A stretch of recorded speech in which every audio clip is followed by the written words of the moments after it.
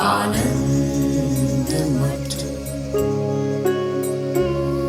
आनंद मठ और ऋषियों की अनमोल धरोहर को संजोएं।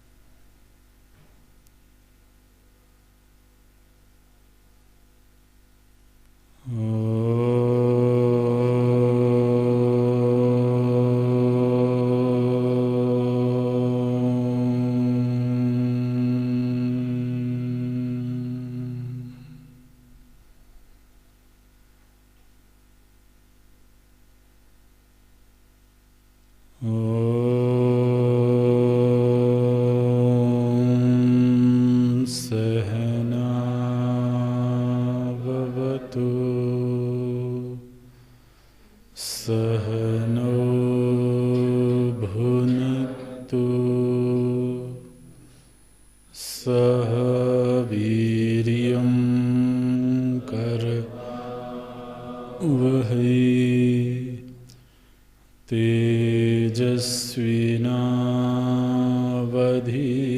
तेजस्विनावधीतमस्तु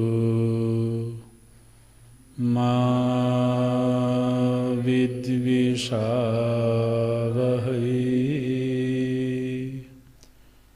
ॐ शान्ति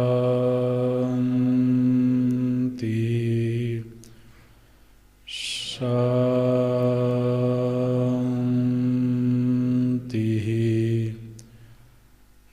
शान्ति।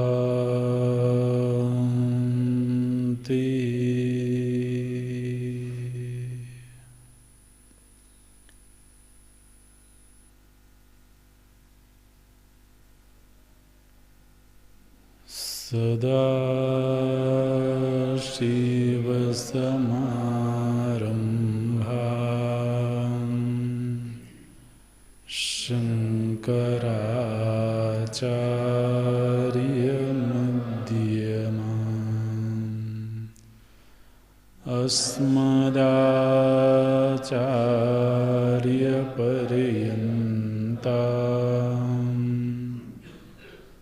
वन्दे गुरुपरम्पराम्।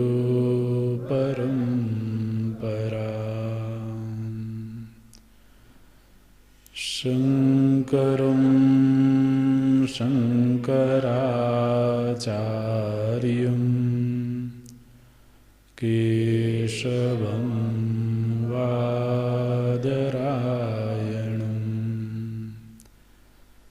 सूत्रभाष्यकृतो वन्दे भगवन्तो पुनः पुनः भगवन्तो पुनः पुनः।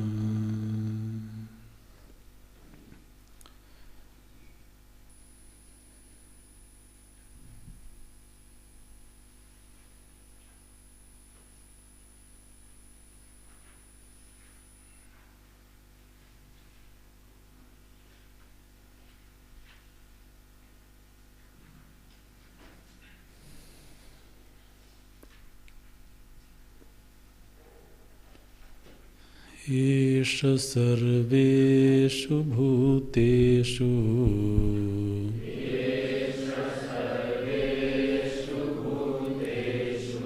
गूढोत्मानप्रकाशते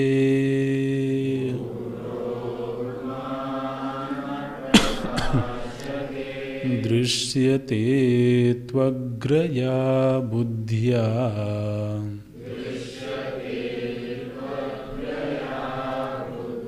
सूक्ष्मया सूक्ष्मदर्शिभिः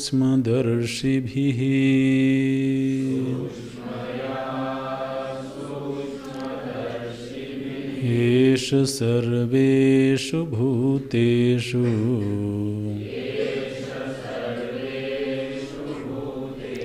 गूढोत्मान प्रकाशते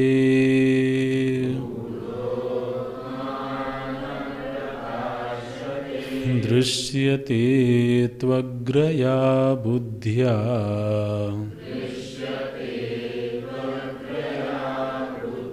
सूक्ष्मया सूक्ष्मदर्शिभिः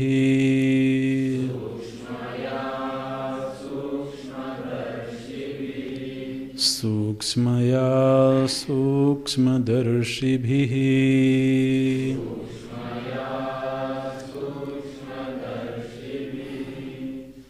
ननु गतिश्चेदागत्यापि भवितव्यम्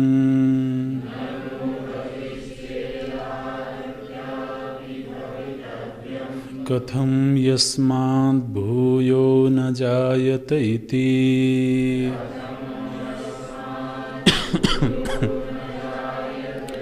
नैष दोषः सर्वस्य प्रत्यगात्मत्वात्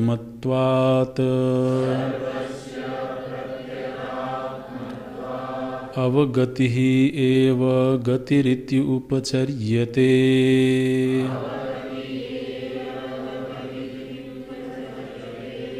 गतिः इति उपचर्यते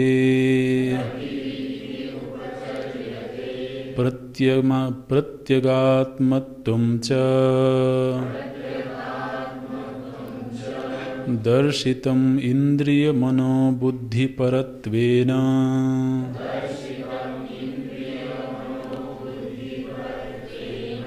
यो हि गन्ता सोगतमप्रत्यग्रूपम् गच्छति अनात्मभूतम् न विपर्ययेण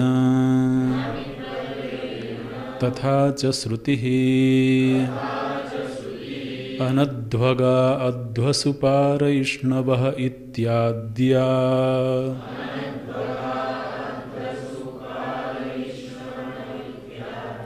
तथा च दर्शयति प्रत्यगात्मत्वं सर्वस्य एष पुरुषः सर्वेषु ब्रह्मादिस्तम्भपर्यन्तेषु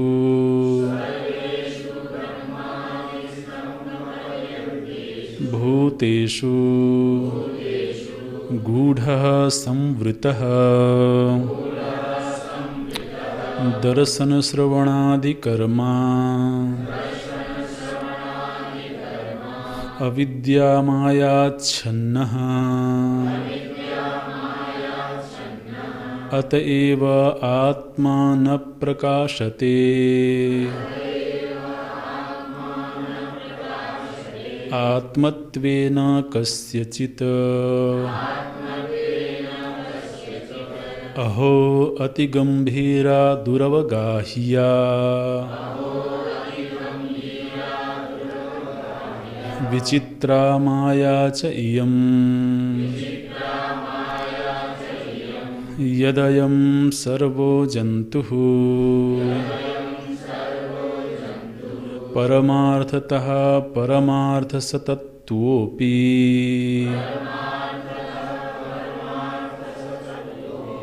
एवं बोध्यमानः अहं परमात्मा इति न गृह्णाति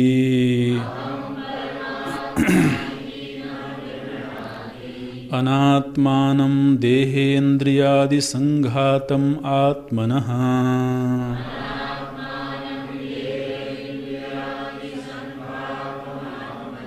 दृश्यमानम् अपि घटादिवत् आत्मत्वेन अहम् अमुष्यपुत्र इति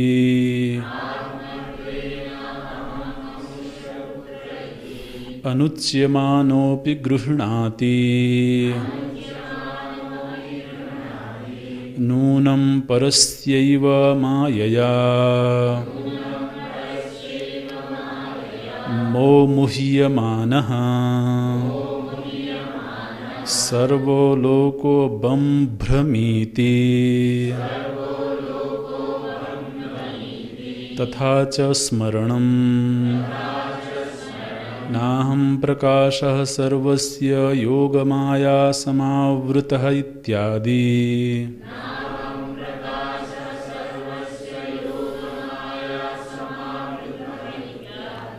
ननु विरुद्धम् इदमुच्यते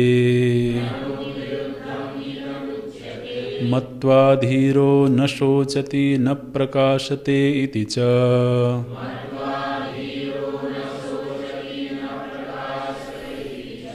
न एतद् एवम् असंस्कृत बुद्धेः अविज्ञेयत्वात् न प्रकाशते इति उक्तम् दृश्यते तु संस्कृतया अग्रया अग्रम इव अग्रया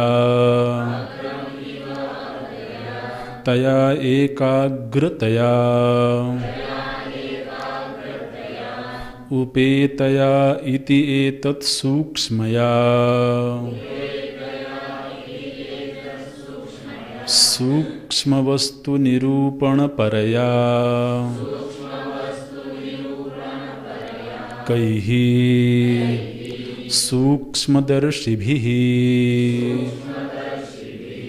इन्द्रियेभ्यः परा ह्यर्था इत्यादि प्रकारेण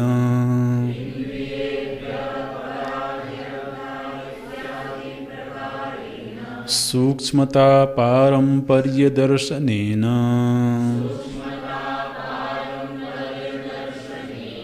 परं सूक्ष्मं द्रष्टुं शीलम्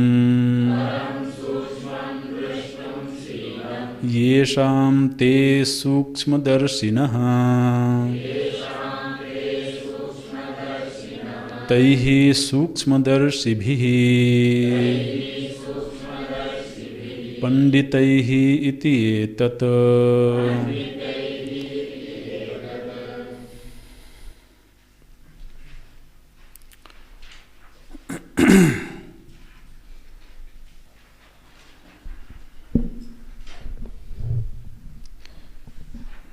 जो सर्वाधिक सूक्ष्म सबसे महान और सर्वांतर पुरुष तत्व है, वही पुरुष तत्व गंतव्य है,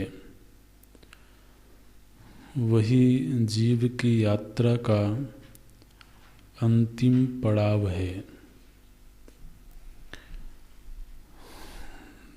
कोई लोक लोकांतर, कोई स्थान, कोई देश, कोई वस्तु विशेष अंतिम प्राप्तव्य नहीं है,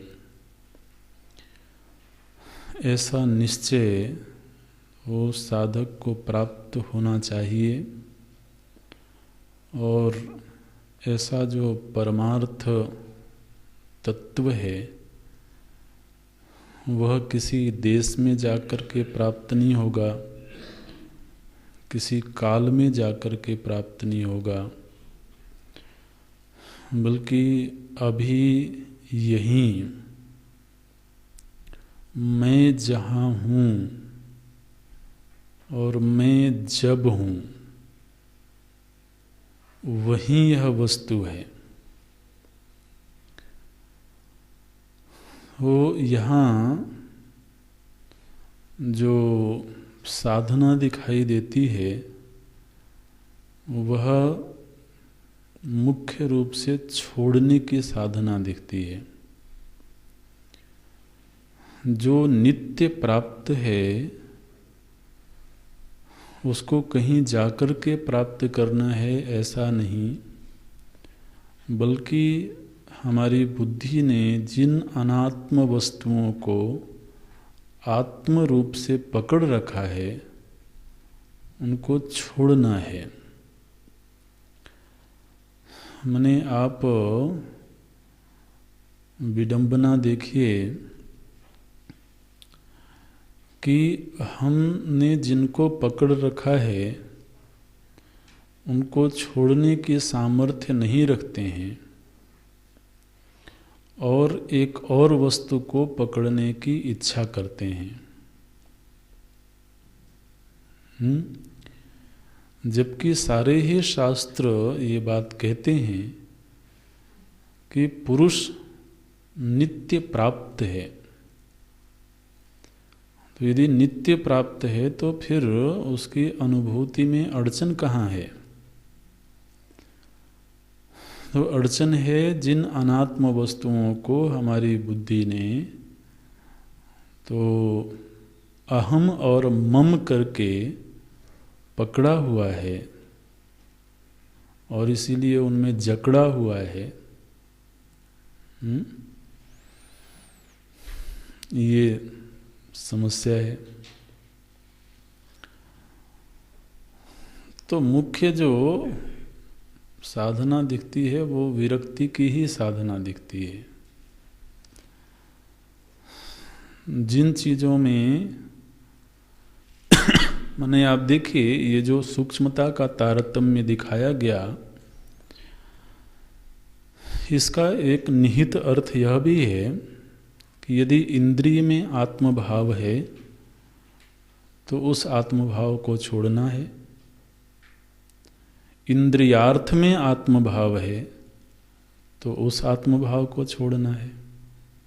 आखिर इंद्रिय मन आदि का भौतिकत्व भगवान भाष्यकार दिखाते हैं, उसका प्रयोजन यही है कि इन सभी में आज के दिन आत्मभाव बैठा हुआ है। शरीर तो इंद्रिय दृश्य है, इंद्रिय का विषय है। ऐसे स्थूल दृश्य में भी आत्मभाव बैठा हुआ है। फिर नेत्र को के व्यवहार को हम कहते हैं ये मेरा व्यवहार है, इंद्रिय में आत्मभाव बैठा है। माने इंद्रिय के बाहर की चीज़ों पर तो भगवान भाष्यकार बात करना भी उचित नहीं समझते। या श्रुतियाँ तो उन पर चर्चा करना भी इस प्रसंग में, इस सूक्ष्म प्रसंग में, इस गंभीर प्रसंग में जो ममास्पद वस्तुएं हैं उन पर तो वो बात भी नहीं करना चाहते हैं। नहीं तो शुरुआत करते कि स्थूल विषयों की अपेक्षा इंद्रियां सूक्ष्म हैं।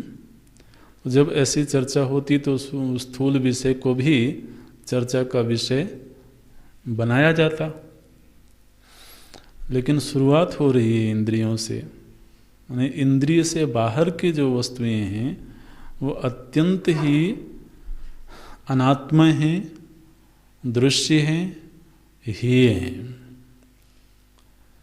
लेकिन इंद्रिय भी अनात्मा है, इंद्रिय के कारणभूत भी अनात्मा है, मन भी अनात्मा है, बुद्धि भी अनात्मा है और समष्टि बुद्धि का अनुग्राहक जो महत तत्व है वह भी अनात्मा है।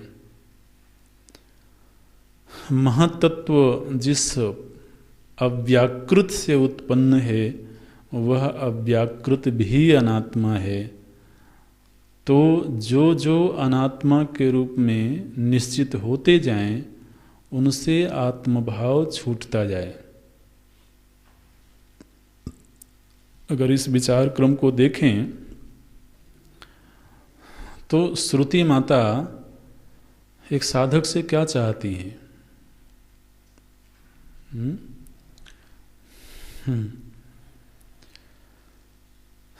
तो यहाँ कहीं जाना नहीं है, जहाँ चल रहे थे वहाँ से लौटना है। तो ये जाने का मार्ग नहीं है, ये लौटने का मार्ग है। बुद्धि के सहारे हम कहाँ कहाँ तक यात्रा करते हैं, मन के सहारे कहाँ कहाँ तक यात्रा करते हैं, इंद्रियां कहाँ कहाँ ले जाती हैं। तो यात्रा तो जहाँ भी होगी वो अनात्मा में ही होगी, आत्मा में यात्रा नहीं होती है। यात्रा जो होती है वो अनात्मा में ही होती है। जहाँ तक यात्रा है वहाँ तक अनात्मा है, वहाँ तक ईदंता है। तो यहाँ पर भगवान भाष्यकार एक प्रश्न उठाते हैं, ननु गतिश्चेत आगत्यापि भवितव्यम। यदि तो गति की चर्चा श्रुति करती है तो गति का यदि शाब्दिक अर्थ लिया जाए, गति माने कहीं गमन करना, स्थान से स्थानांतर होना, तो यदि तो गति का शाब्दिक अर्थ लिया जाए तब तो निश्चित रूप से कोई भी गति ऐसी नहीं हो सकती है जिसमें आगति न होवे। ननु गतिश्चेत आगत्यापि भवितव्यम। चूंकि यह निश्चित ही है तो फिर ये फलश्रुति क्यों बताई श्रुति ने, यस्मात् भूयो न जायते इति।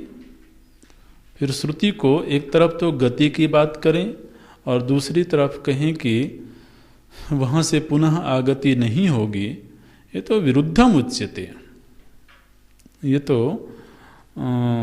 उचित वक्तव्य नहीं मालूम पड़ता है। भगवान भाष्यकार बोलते हैं नैष दोषा, ये दोष नहीं है। यहाँ पर बहुत सुंदर तो अर्थ किया गया है, इसको आप ध्यान रखना। बोलते हैं जब गति का प्रसंग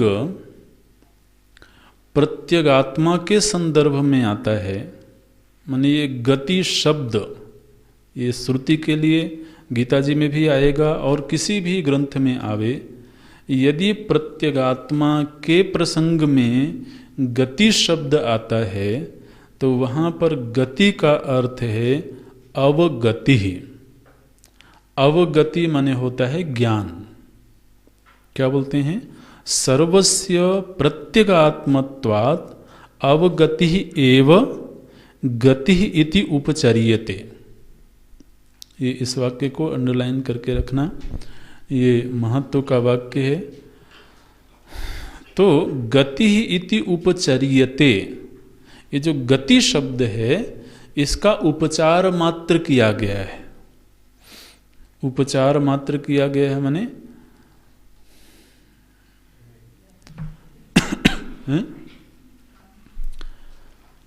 अब उपचार का आप चिकित्सा कहीं अर्थ ना कर लेना भाई, शब्दों को बोलते समय भी सावधान रहना पड़ता है। हाँ नहीं, उपचार का मतलब है व्यवहार मात्र किया गया है। गति यहाँ पर अपने मुख्य अर्थ में नहीं है, बल्कि यहाँ पर प्रयोग मात्र हुआ है। असल में जो गमनार्थक जितनी धातुएं होती हैं, इसको ध्यान देना, संस्कृत थोड़ा सा ध्यान देना चाहिए। गमनार्थक जितनी धातुएं होती हैं, जैसे गमन करना तो गच्छति, व्रजति, व्रज धातु भी तो गमन के अर्थ में है। तो जितनी गमनार्थक धातुएं होती हैं उन धातुओं का अर्थ एक अर्थ ज्ञान भी होता है। इस बात को ध्यान, जैसे गम धातु है, गम का अर्थ है जाना, लेकिन गम धातु में यदि अव उपसर्ग लग जाए तो फिर गम धातु का अर्थ हो जाएगा जानना। जाना नहीं बल्कि जानना, ऐसे। तो बोलते हैं सर्वस्य प्रत्यगात्मत्वात्, चूंकि यह पुरुष, जिस पुरुष में गति की बात की गई है, यह पुरुष सभी की प्रत्यगात्मा है, इसलिए प्रत्यगात्मा में जाना नहीं होता है बल्कि प्रत्यगात्मा को जानना होता है। इसलिए प्रत्यगात्मत्वात् अवगति एव, अवगति, अवगति माने जानना। तो अवगति एव गति इति उपचर्यते। गति शब्द का अर्थ यहाँ पर जानने के अर्थ में है, न कि जाने के अर्थ में। ऐसे क्यों गति का अर्थ यहाँ पर अवगति क्यों किया गया? तो हेतु शुरू में ही दे दिया गया था, सर्वस्य प्रत्यगात्मत्वात्। क्योंकि जहाँ पर जाने की बात की जा रही है वह सभी की प्रत्यगात्मा है। प्रत्यगात्मा माने अन्य करके नहीं होता है, अहम करके होता है। और अहम में कोई जाता नहीं है।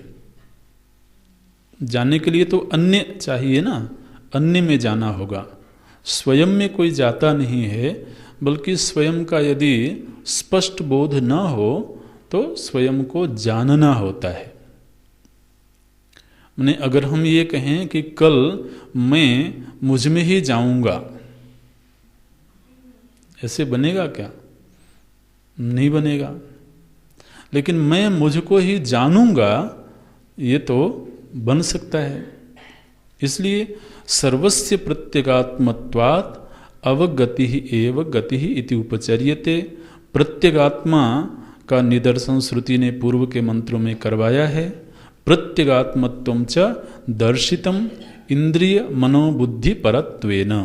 तो पूर्व के मंत्र में श्रुति ने ये बताया था कि यह जो पुरुष है यह इंद्रिय मन और बुद्धि से भी परे है और प्रत्यगात्मा है। देखिए आगे इस विषय को और खोल देते हैं न्याय के शैली में। यो ही गंता सह अगतम अप्रत्यग रूपम गच्छति। तो जो गंता होता है माने जाने वाला जो होता है वो निश्चित रूप से लौटता भी है, क्योंकि वह जाता कहाँ है? अप्रत्यग रूपम। उसका जो गमन होगा वो अप्रत्यग रूपम गच्छति, अपने आप में ही नहीं जाता है, अन्य में जाता है। अनात्मभूतम, जो अनात्मभूत पराक तत्व है वहीं व्यक्ति की गति होती है। न विपर्ययेण, विपर्ययेण मतलब प्रत्यक में आत्मभूत में गति नहीं होती है। तथा च श्रुति ही, और अन्य श्रुति में भी ये बात कही गई है, अनध्वगा अध्वसु पारयिष्णवः इत्याद्या। तो जो मुमुक्षु हैं, पारयिष्णवः माने जो पार जाने की इच्छा रखते हैं, मुमुक्षु। अध्वसु पारयिष्णवः, जो इस संसार सागर से पार जाने की इच्छा रखते हैं, उनके लिए कोई मार्ग नहीं है। श्रुति ने क्या कहा? अनध्वगा अध्वसु पारयिष्णवः, संसार सागर से जो पार जाना चाहते हैं उनके लिए कोई मार्ग नहीं है। माने उन्हें किसी मार्ग का अनुसरण नहीं करना है, बल्कि उनको अपने निज बोध स्वरूप में प्रतिष्ठित होना है। तो संसार सागर से पार जाने के लिए व्यक्ति किसी और लोक में यदि जाता है तो वो लोक संसार नहीं है। और संसार से ही तो पार जाना था उसको। तो वो तो ये हुआ कि एक लोक से दूसरे लोक में गए, संसार से पार किधर गए?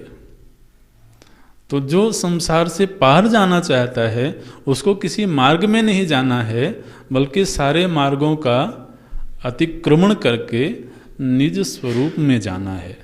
ये श्रुति ने कहा, अनध्वका अध्वसु पारयिष्णवः इत्याद्या तथा च दर्शयति। और आगे भी श्रुति ये दिखा रही हैं। अब सीधे मंत्र में आते हैं, 12वें मंत्र में। अब ध्यान देना, यहाँ पर श्रुति ने बहुत सुंदर ढंग से ये बात कही कि जिस पुरुष को तो सबसे अंतरंग, सबसे सूक्ष्म और सबसे महान के रूप में श्रुति ने बताया है, यह पुरुष एक शरीर में रहने वाला पुरुष नहीं है। अब यदि तो पूर्व के मंत्रों में पुरुष का अर्थ केवल दृष्टा किया जाए तो फिर अगले मंत्र की संगति नहीं लगेगी, क्योंकि अगले मंत्र में श्रुति क्या कह रही हैं? एष सर्वेषु भूतेषु, एष आत्मा, एष पुरुषः सर्वेषु भूतेषु गूढ़ः।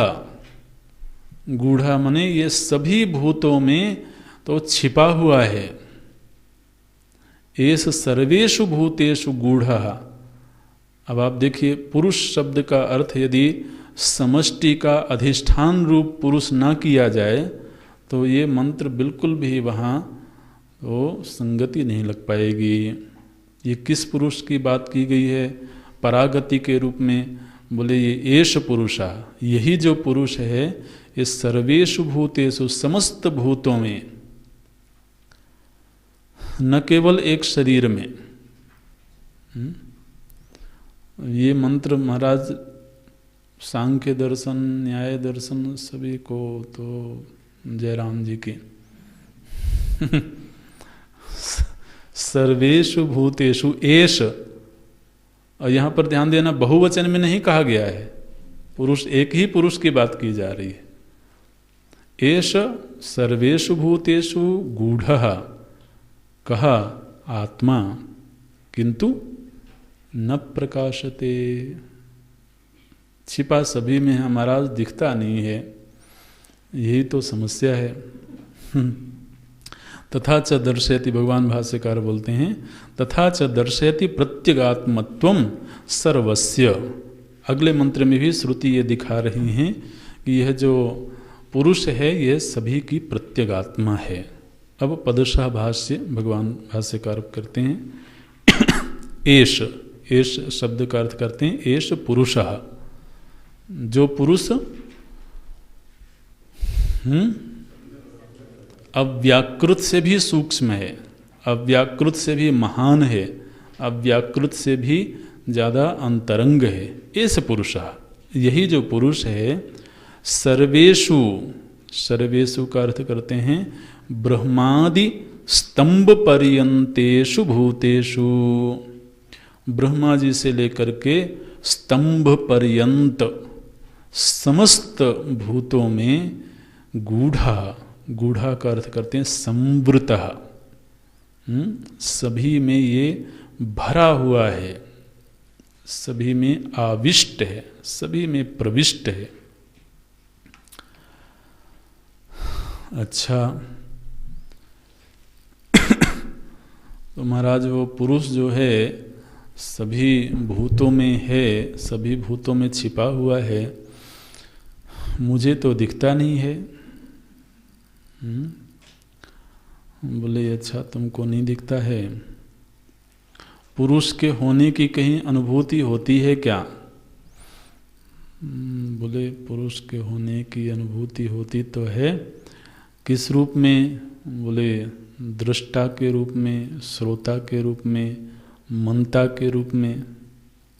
तो ये जो आज के दिन आपको श्रोता, मनता, दृष्टा के रूप में मालूम पड़ रहा पुरुष है, बिल्कुल इसी पुरुष की बात हो रही है। यही पुरुष सर्वेषु भूतेषु गूढ़ा, क्या बोलते हैं? दर्शन श्रवणादि कर्मा। अभी जो दर्शन करता हुआ दिख रहा है, श्रवण करता हुआ दिख रहा है, अभी कोई श्रवण करता हुआ आपको मालूम पड़ता है कि नहीं? मालूम पड़ता है? कोई स्वीकार नहीं कर रहा है। तो जो श्रवण करता हुआ मालूम पड़ता है, यही पुरुष सर्वांतर है। उन्हें पुरुष को कहीं परोक्ष न बना देना कि वो पुरुष कोई और है। यही का यही पुरुष महाराज सर्वांतर है। दर्शन श्रवणादि कर्मा। तो महाराज ये जो दर्शन श्रवणादि करने वाला ये पुरुष है, ये तो एक देह में दिखाई देता है। ये तो एक अंतःकरण में जुग जुग करता हुआ मालूम पड़ता है। बोले हाँ, यही तो माया महारानी का खेल है। ये है तो सर्वेषु भूतेषु गूढ़ा, ये तो सभी भूतों में एक ही तत्व है, लेकिन देखिए कैसी विडंबना है। न प्रकाशते, श्रुति ने कहा कि न प्रकाशते, किमर्थम न प्रकाशते, कस्मात् न प्रकाशते। भगवान भाष्यकार कहते हैं अविद्या माया छन्न, अविद्या माया से आच्छन्न है, बिल्कुल अविद्या माया के महाराज आगोश में है। अतः एव आत्मा न प्रकाशते, इसलिए यह आत्मा प्रकाशित नहीं हो रहा है। किस रूप में? आत्मत्वेन कस्यचित, किसी को भी यह आत्मा तो आत्मा के रूप में प्रकाशित नहीं हो रहा है। दोषी कौन है? बोले अविद्या माया। इससे थोड़ी सी सहूलियत मिल जाती, थोड़ी आसानी थोड़ी आसानी हो जाती है कि कम से कम महाराज मैं दोषी नहीं हूँ, आप मुझको बचाए रखना।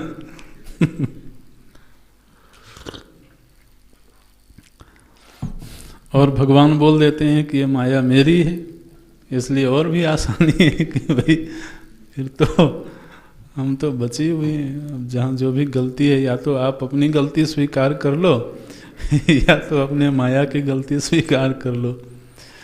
भगवान भाष्यकार यहाँ पर माया को लेकर के थोड़ी चर्चा करते हैं, आश्चर्य करते हैं। अहो, ये माया का खेल देखिए, अति गंभीरा। ये माया कैसी है? बोले अति गंभीर है। गंभीर का अर्थ होता है महाराज जहाँ आदमी प्रविष्ट हो जाए तो निकलना मालूम है। कहते हैं ना कि ये जलाशय बहुत गहरा है। गहरा का एक अर्थ होता है जिसका तल ना मिले खोजते हुए। तो ये माया ऐसी चीज है जिसका कि कहीं तल ही दिखाई नहीं देता है, कहीं तो पांव रखने को मिले न कोई ठिकाना नहीं। अहो अति गंभीरा दुर्वगाहिया, इसका अवगाहन करना, इसके उस पार चले जाना बहुत मुश्किल मालूम पड़ता है। ये भगवान के ही दिए हुए शब्द हैं। मम माया दुरत्यया, ये दुरत्यया शब्द दुखेन अत्यया, अत्यय का अर्थ होता है पार करना। उसी को यहाँ पर भगवान भाष्यकार बोलते हैं दुरवगाहिया। ऐसी गहन, ऐसी गंभीर माया है और इतने सारे रंग हैं इसके। विचित्रा माया, विविधम चित्रम वर्तते यस्याह सा विचित्रा। विचित्र का अर्थ होता है जिसके विविध चित्र हों, जिसके अनेक रंग रूप हों, उसको बोलते हैं विचित्र। माया के महाराज इतने रंग हैं। लोग कहते हैं माया वो है जो है नहीं। ऐसे भी कुछ लोग बोलते हैं माया वो है जो है नहीं। अरे भाई कैसे नहीं है?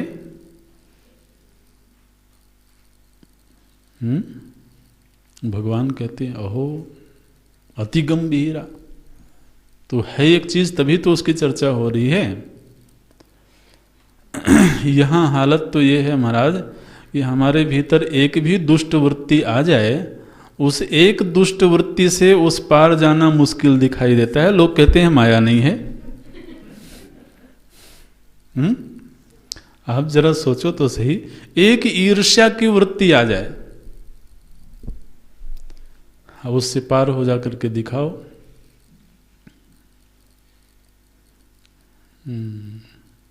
एक क्रोध की वृत्ति आ जाए, क्या करती है? आदमी उसमें डूब गया। अति गंभीरा माने क्या है कि उसमें डूब गया। अब अपना जो विवेक है, अपना व्यक्तित्व है, अपनी समझ है, सब उसमें उतरा रही हैं, सब उसमें डूब गए। निकलना मुश्किल दिखता है। लोग कहते हैं माया नहीं है। अरे यही तो माया, और क्या माया है? एक एक वृत्ति, एक क्रोध की वृत्ति, एक काम की वृत्ति, एक प्रतिशोध की वृत्ति, आखिर है तो एक वृत्ति ही ना। लेकिन वो वृत्ति इतनी प्रबल है महाराज, लोग कहते हैं कि आदमी का जीवन लग जाता है प्रतिशोध पूरा करने में और तब भी उससे निकलना मुश्किल होता है। तो है एक वृत्ति, लेकिन कितनी बलवान है आप सोचो। नित्य प्रति ऐसी वृत्तियां आती हैं और हम उसमें अपने आप को फंसा हुआ अनुभव करते हैं, निकलना मुश्किल होता है। दुर्लभ गाहिया तो है ही है, तो दुर्लभ गाहिया विचित्रा, इतने सारे रंग हैं। एक जगह से निपटते हैं, दूसरी जगह फंस गए, वहां से निपटे तीसरी जगह फंस गए। विचित्रा माया च इयम। भगवान भाष्यकार बिल्कुल मौज में हैं अभी। उनको तो महाराज माया ऐसे दृश्य की तरह दिखती है और जो आत्म वस्तु है बिल्कुल साक्षात अपरोक्ष अनुभव में है उनके। इसलिए उनको लगता है कि बताओ ये आत्म वस्तु इतनी स्पष्ट चीज है और दुनिया भर को मालूम नहीं है। जैसे उनको थोड़ा आश्चर्य होता है, तो बोलते हैं माया च इयम यद अयम सर्वो जंतु। ये जितने भी जंतु हैं यद अयम सर्वो जंतु जीवंती इति परमार्थतः परमार्थ सतत्वोपि।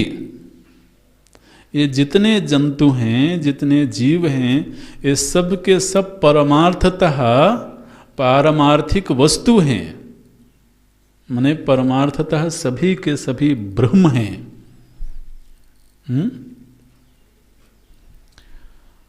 सभी के सभी ब्रह्म हैं, परमार्थ तत्व हैं, सत तत्व हैं। लेकिन परमार्थतः सत तत्व तो हैं ही, और बार बार बताया भी जाता है कि तुम ब्रह्म हो, तुम ब्रह्म हो। सुबह से लेकर के शाम तक एवं बोध्यमाना, उसको बोध करवाया जाता है, उसको शास्त्र आचार्य तो बार बार बोध्यमान अहम परमात्मा इति न गृह्णाति।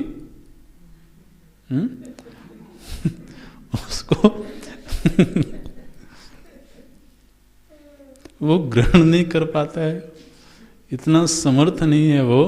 परमार्थतः परमात्मा है, परम तत्व है।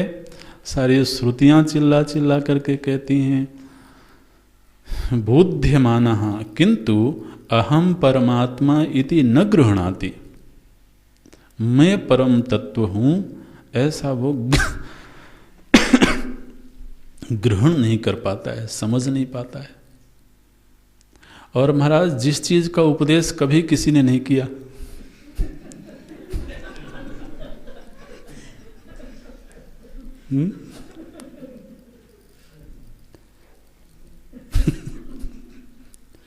किसी आचार्य ने किसी गुरुकुल में सीखा था कि तुम पुरुष हो, तुम मनुष्य हो।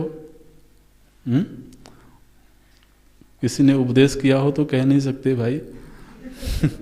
लेकिन भगवान कहते हैं तो अनात्मानम देह इंद्रियादि संघातम आत्मनः। ये जो देह इंद्रिय आदि संघात हैं ये अनात्मा हैं। अनात्मानम, देह भी अनात्मा है। अनात्मा माने मैं से भिन्न है। आत्मा नास्ति इति अनात्मा, तो मैं से भिन्न है देह इंद्रिय संघात। और आत्मा का दृश्य है, आत्मनः दृश्यमानम अपि। ये बिल्कुल स्पष्ट दिखाई देता है कि ये इंद्रिय के सामने शरीर है। किस तरह से?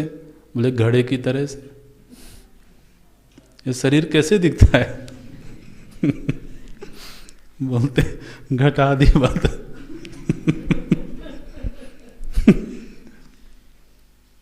ये शरीर बिल्कुल घट की तरह है। घट के ऊपर का जो हिस्सा होता है ना, सिर वाला हिस्सा, बिल्कुल घड़े की तरह।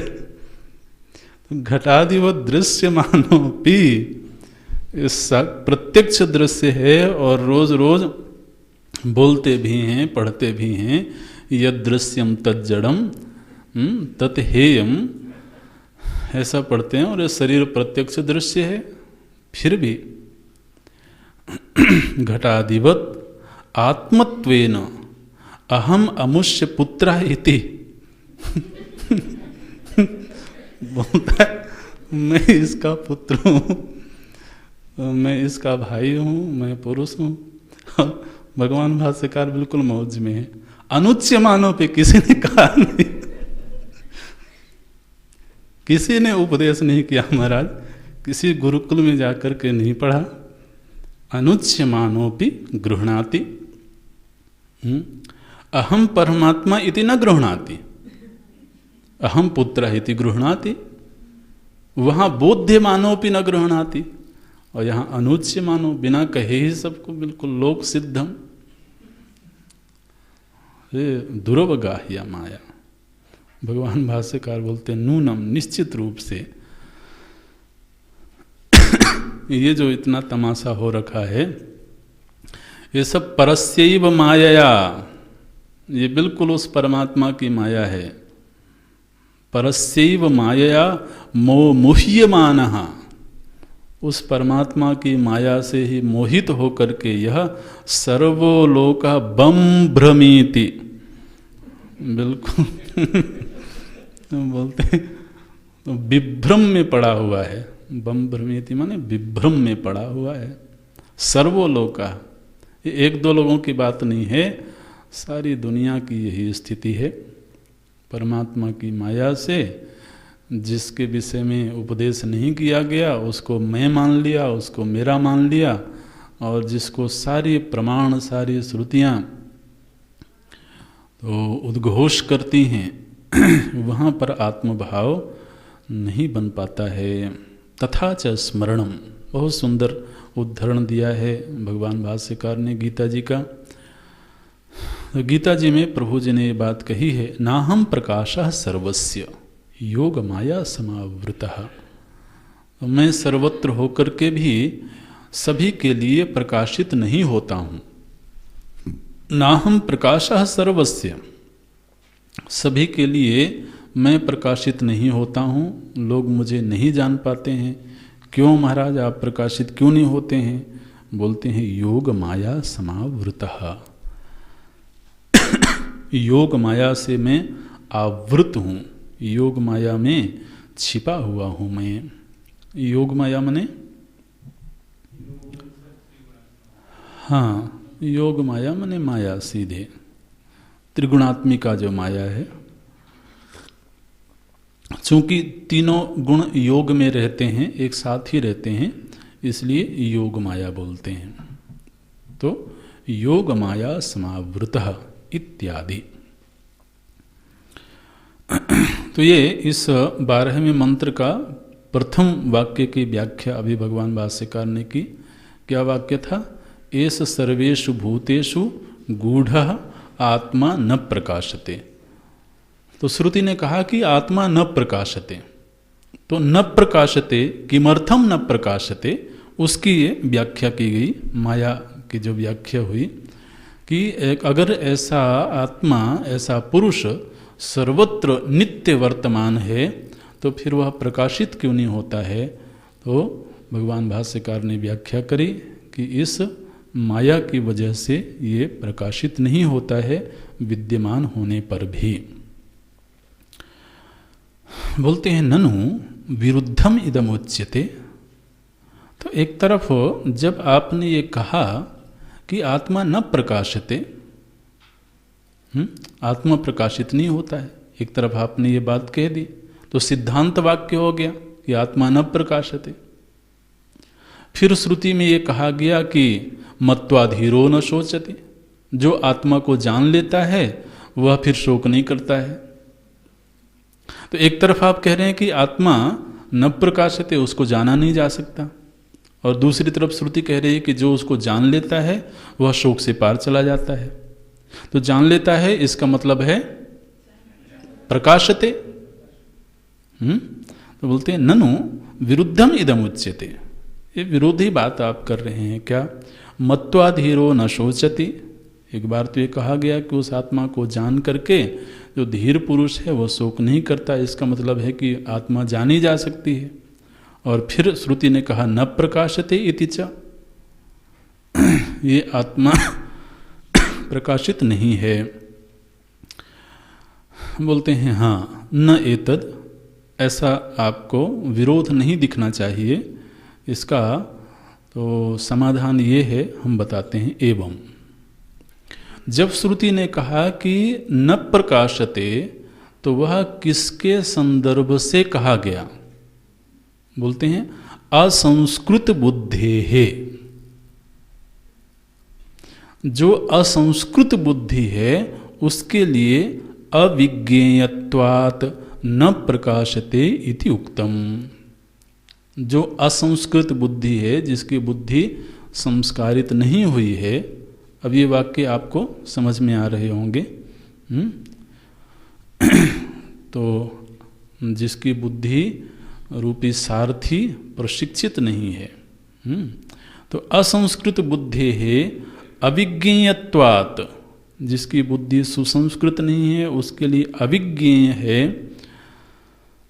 इसलिए श्रुति ने कहा कि न प्रकाशते। लेकिन फिर महाराज यही श्रुति, अब आप उस मंत्र को फिर से देख लें जिस मंत्र की व्याख्या चल रही है। श्रुति ने क्या कहा? प्रथम वाक्य में एष सर्वेषु भूतेषु गूढ़ः आत्मा न प्रकाशते। अब मंत्र को देखना, मंत्र क्या कह रहा है? आत्मा न प्रकाशते। और अगला ही शब्द क्या है? दृश्यते। पूर्व का शब्द है न प्रकाशते, और अगले ही शब्द श्रुति ने दे दिया दृश्यते। तो दिख रहा है तो प्रकाशते तस्मादेव दृश्यते ना, और श्रुति कह रही है दृश्यते। तो दृश्यते फिर क्यों कहा गया? तो अब इसकी व्याख्या करते हैं। दृश्यते तु कदा दृश्यते? संस्कृतया बुद्धिया, जिसकी बुद्धि सुसंस्कृत हो गई है उसके लिए श्रुति ने कहा दृश्यते।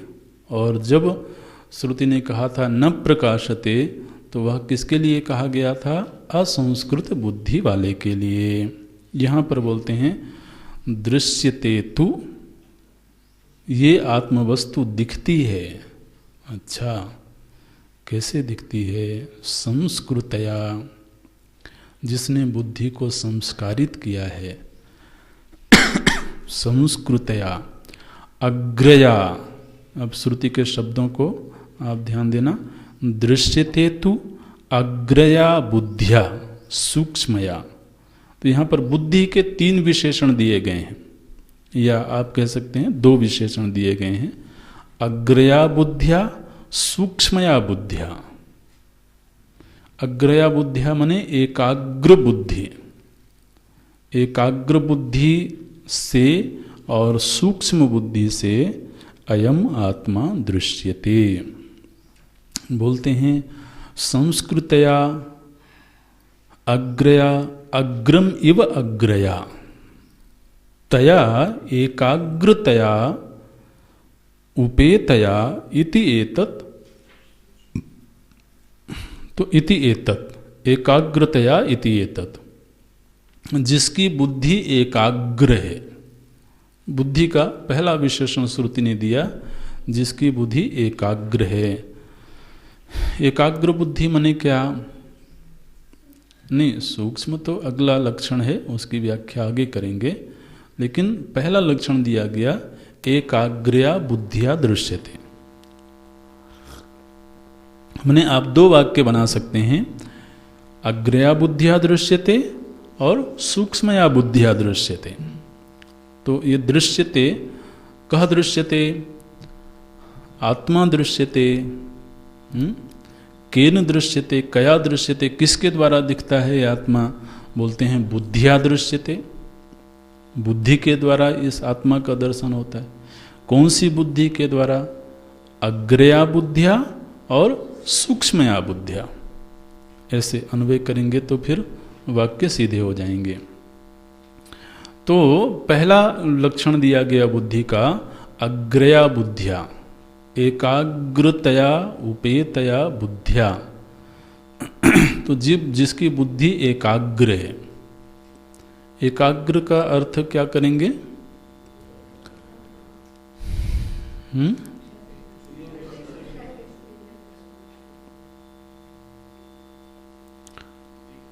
सभी ने एक साथ बोल दिया, हमको कुछ सुनाई दिया नहीं। लेकिन अब आपकी कोई गलती नहीं, हम सभी से एक साथ ही पूछते हैं। अब नाम लेकर के पूछें तो खैर, अब नाम लेकर के भी पूछेंगे, आप चिंता मत करना। तो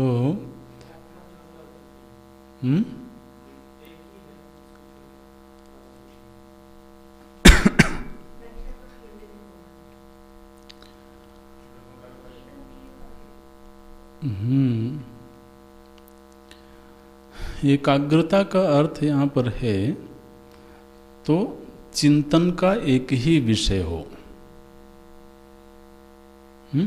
जैसे एक तो एकाग्रता होती है, आदमी जब त्राटक आदि का अभ्यास करता है तो एक ही मान लो केंद्र में अभ्यास करता है, किसी बिंदु में या किसी ज्योति में, या कोई भगवान का नाम है उस नाम के जप में ही मन को एकाग्र करता है।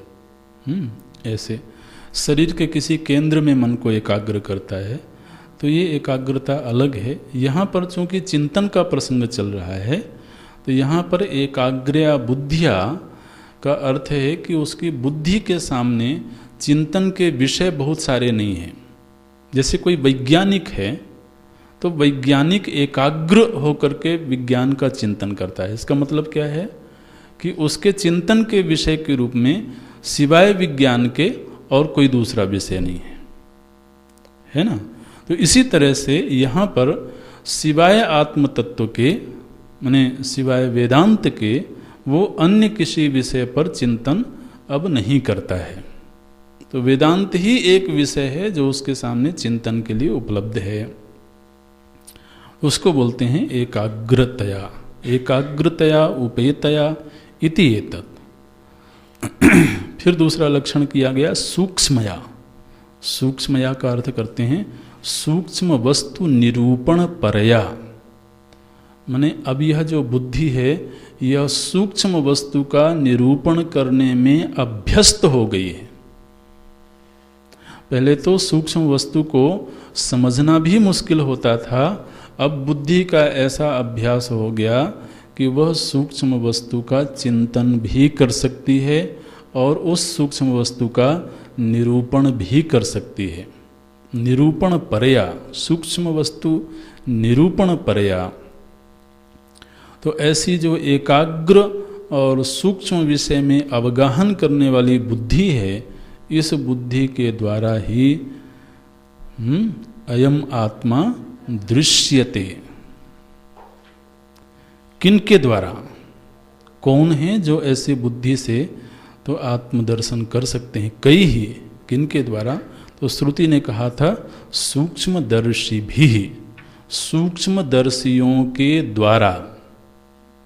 तृतीय बहुवचन है, सूक्ष्मदर्शियों के द्वारा।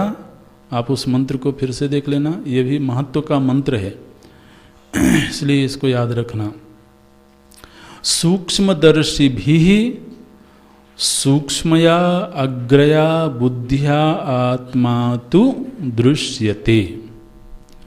सूक्ष्मदर्शियों के द्वारा सूक्ष्म और एकाग्र बुद्धि से आत्मा का दर्शन होता है। सूक्ष्मदर्शी कौन है? तो भगवान भाष्यकार बोलते हैं सूक्ष्मदर्शी भी।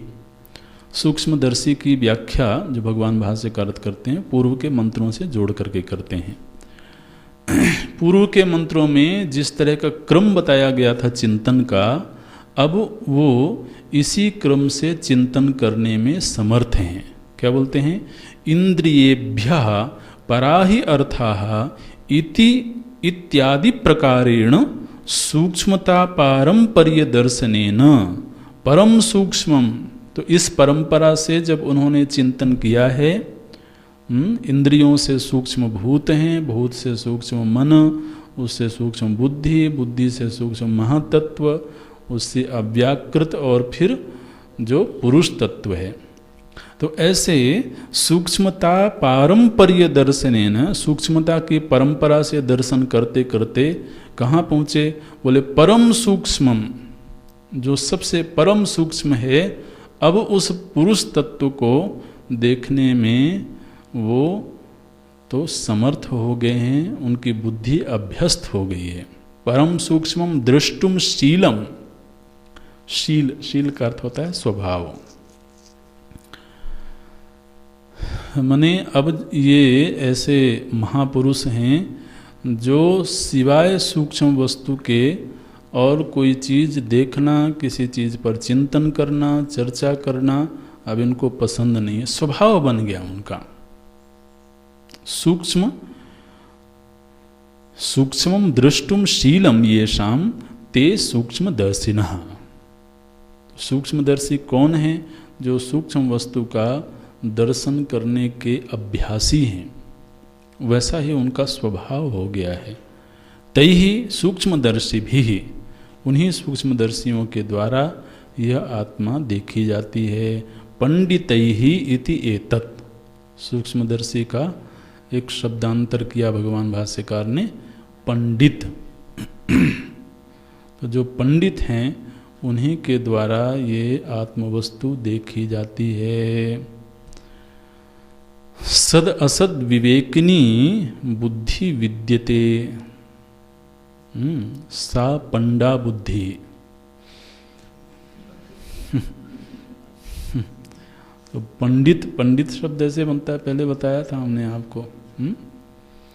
पंडा विद्यते यस्य, यस्मिन, ये जो पंडा नाम की बुद्धि है, ये पंडा शब्द का अर्थ है सद असत विवेकिनी, ऐसी बुद्धि जो सत और असत का विवेक करने में समर्थ है, उसको बोलते हैं। तो ऐसे जो पंडित हैं उन्हीं को सूक्ष्मदर्शी कहा गया है, और ये सूक्ष्मदर्शी ही इस आत्मवस्तु को देखने में समर्थ हैं, जिनकी बुद्धि सुसंस्कृत हो चुकी है, इनका स्वभाव बन गया है। महाराज मैंने इनके सामने यदि कोई दुनियावी चर्चा की जाए, कोई दूसरी चर्चा की जाए, तो ये उससे हट जाते हैं और मन ही नहीं लगता है। आखिर स्वभाव स्वभाव की ही बात है।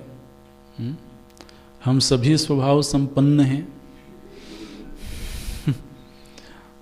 ऐसा थोड़ी है कि किसी के पास स्वभाव नहीं है, सभी के पास स्वभाव, अपने अपने स्वभाव के साथ रह रहे हैं। आप देखो अपने अपने स्वभाव से कैसी मित्रता हो रखी है हमारी। वो स्वभाव अच्छा हो या बुरा हो वो ठीक है, लेकिन अपना जो भी स्वभाव है उससे ऐसी मित्रता है। कोई कह भी दे कि तुम्हारा यह स्वभाव ठीक नहीं है,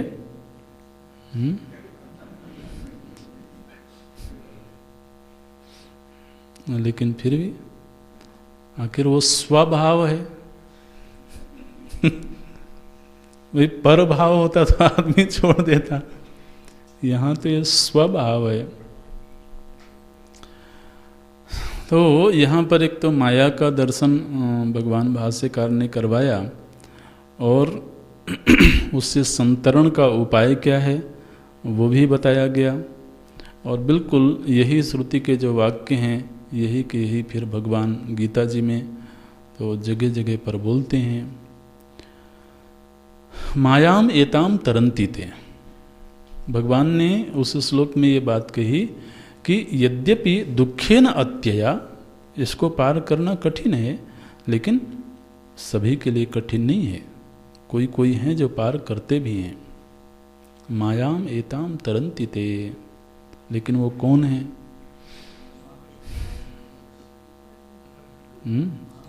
ये प्रपद्यन्ते ते तरन्ति, जो प्रपन्न होते हैं वो तर जाते हैं। प्रपन्न होने का मतलब क्या होता है? अब देखिए, अभी विषय का हम विस्तार नहीं करना चाहते हैं, लेकिन प्रपन्न होने का मतलब है उनके हवाले अपने आप को कर देना। ये होता है प्रपन्न होना। तो अभी मान लो कि हम अपना अपना ही अगर दृष्टांत देखें, तो अभी गुरुकुल में हैं हम, तो गुरुकुल के हवाले अपने आप को किया कि नहीं?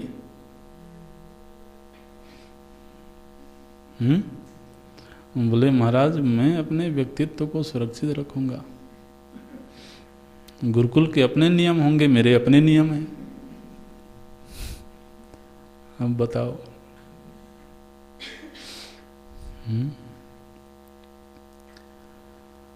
मैंने कभी कभी बड़ा आश्चर्य होता है कि हमारी जो पहचान है, श्रुति क्या कह रही है कि तुम पुरुष हो, माने परम पुरुष हो। हम अभी ढंग से हमारी जो व्यावहारिक पहचान है उसको भी जीने में मुश्किल हो रही है। व्यावहारिक पहचान क्या है? मैं ब्रह्मचारी हूँ, मैं ब्रह्मचारिणी हूँ, इस व्यावहारिक पहचान है ना आज के दिन। क्या ईमानदारी से कह सकते हैं कि इस पहचान को हम पूरी तरह से जी पा रहे हैं? और श्रुति क्या पहचान बता रही है? परमात्मा त्वम असि इति। तो यदि तो हम व्यावहारिक पहचान को भी जीने में समर्थ हो पा रहे हैं, इसका मतलब है कि एक ब्रह्मचारी को जैसे रहना चाहिए, जैसे बोलना चाहिए। महाराज क्या बताएं, यहां पर तो कपड़े पहनना भी सिखाना पड़ता है। आप आचार्य की जरा समस्या देखो। ऐसे कपड़े पहनो, ऐसे चलो, चलना भी सिखाना पड़ता है। ऐसे दरवाजा बंद करो। अब बहुत नीचे तक नहीं जाना चाहते। ये हंसने की बात नहीं है, ये शर्म की बात है।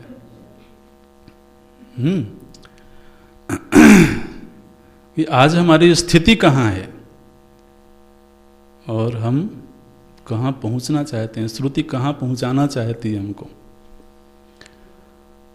तो जो सतत सावधानी है कि आज मुझे ऐसा होना है, तभी कल का कदम मैं बढ़ा पाऊंगा।